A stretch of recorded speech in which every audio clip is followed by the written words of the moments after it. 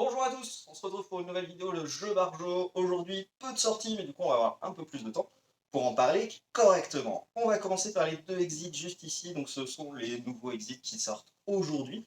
On a un nouveau niveau confirmé qui sera la porte entre les mondes, qui est juste ici. Donc, ça a l'air d'être un voyage entre différents mondes, un peu Sliders pour les plus vieux d'entre vous.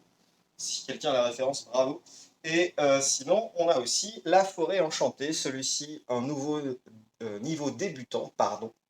Euh, voilà, donc comme d'habitude, hein, les exits, ce sont les escape games non rejouables, parce qu'on a besoin d'altérer le matériel pour pouvoir résoudre l'enquête, l'escape game, l'énigme. Altérer le matériel, ça veut dire peut-être plier des cartes, peut-être les déchirer, peut-être voir des trucs divers et variés. Ça sera à vous de voir suivant les escape games. Et maintenant, un truc que moi personnellement j'attendais beaucoup, parce que je suivais la gamme Button Shy, qui était un Button Shy Game, du coup, qui est un éditeur qui sort un jeu par mois. Et c'est des jeux en format comme ça, avec très très peu de cartes à chaque fois. Matago a décidé de le localiser en France, et du coup on a les trois premiers qui sont juste ici, Stew, Circles Wagons et Avignon, A Clash of Pope. Comme je dis, c'est des petits jeux juste avec des cartes à l'intérieur. Celui-ci, c'est Circle the Wagons. D'un côté, nous avons des cartes territoires, où il y a différents types de représentés, donc soit des objets, soit des biomes, comme par exemple ici le désert.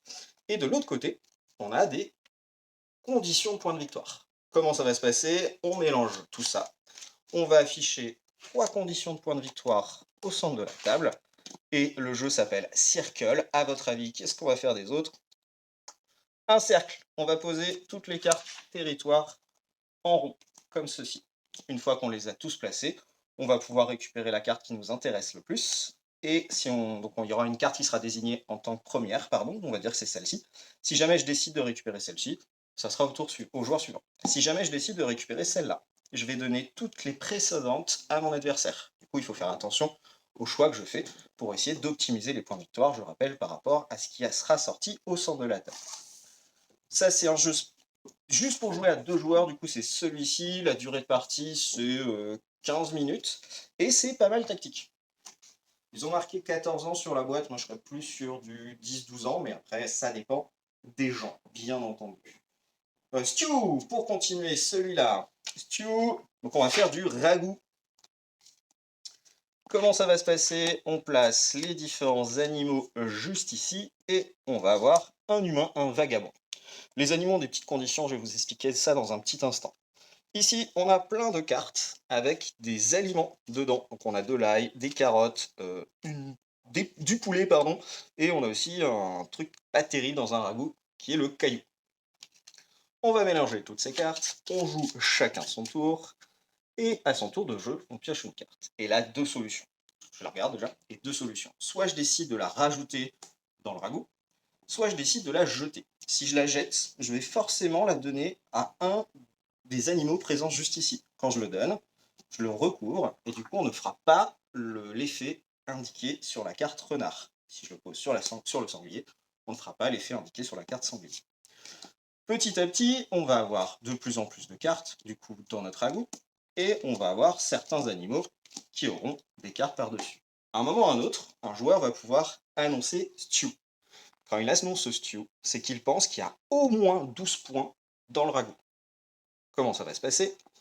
On révèle toutes les cartes et on va faire les effets des animaux qui sont encore visibles. La marmotte, elle nous vole un poireau. Est-ce qu'on a un poireau dedans? Oui. Dommage. Le raton laveur, il nous vole une patate. On a une patate, il la prend. Le lapin facile, il vole une carotte. Et le vagabond, il nous met -3 si jamais il y a du poulet dans notre ragoût. En l'occurrence, il n'y a pas de poulet. Il nous reste des patates. On regarde comment marquent les points de victoire sous chacun des aliments. En l'occurrence, les patates nous font autant de points que le nombre de patates présentes dans le ragoût. Donc celle-ci nous rapporte 2 points, celle-ci nous rapporte 2 points. Au total, ça fait 4. Mon ragoût n'était pas assez bon, dommage, je ne vais pas pouvoir marquer 2 points. Le premier joueur arrivé à 5 points sera déclaré vainqueur. Voilà pour Stew. Et pour finir, du coup, le dernier jeu de la gamme que nous avons pris, c'est le Avignon Clash of Pop, juste ici. Pareil, toujours un jeu de cartes. On va installer ces petites cartes centre de la table. C'est gêne au milieu. Et ensuite, c'est ça? Ouais, je suis trop fort au puzzle. J'ai besoin d'un peu de place, donc je supprime ça. Pardon pour la main qui passe devant la caméra. Du coup, on a les 5 villes qui sont ici. Les joueurs vont se placer à cet endroit et à cet endroit. Ils vont jouer les uns en face de l'autre. Et on va révéler 5 cartes. Sur les cartes, on a des petits effets, des petits pouvoirs qui sont indiqués. Hop, pardon. J'essaie de faire un truc pas trop moche pour la caméra. Donc on a des petits pouvoirs qui sont indiqués dessus. On va jouer chacun son tour. À son tour, on a 2 actions qu'on peut choisir. Première action, c'est prier. Prier, ça permet de rapprocher un personnage vers soi. On va dire je joue ici. Deuxième action possible, c'est l'inverse de prier. J'ai oublié le nom, excusez-moi, mais ça va permettre de pousser une carte vers l'adversaire. Autre action possible, excommunier. Excommunier, je retire un personnage et j'en mets depuis la pioche un nouveau au même endroit.